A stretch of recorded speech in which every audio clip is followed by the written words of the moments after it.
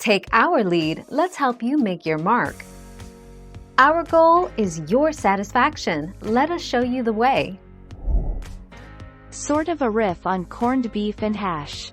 Really adding lots of veggies, carrots, frozen peas, green beans, etc. will spread out the saltiness and canned texture. A little bit of tomato sauce could go a long way as well, served over some plain rice.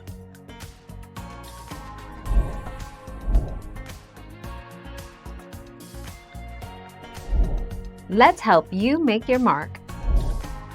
How to make corned beef less salty. Place corned beef in a saucepan with cold water. Bring water to the boil and remove from the heat. Let it sit for 5 minutes. Empty the pan and fill with water again. Repeat this process 2 more times. Drain the corned beef. You can now cook it as desired or eat it as it is. Tip: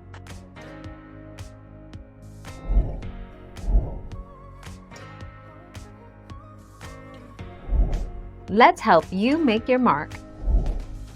Originally the word corn came from the Germanic word kernum, meaning small seed.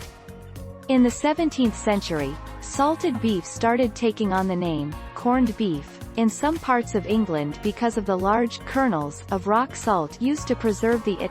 9 March 2016.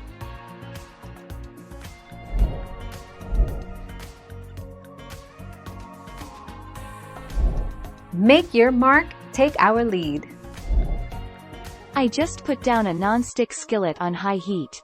Add the hash to the pan while it's cold, and wait for a while.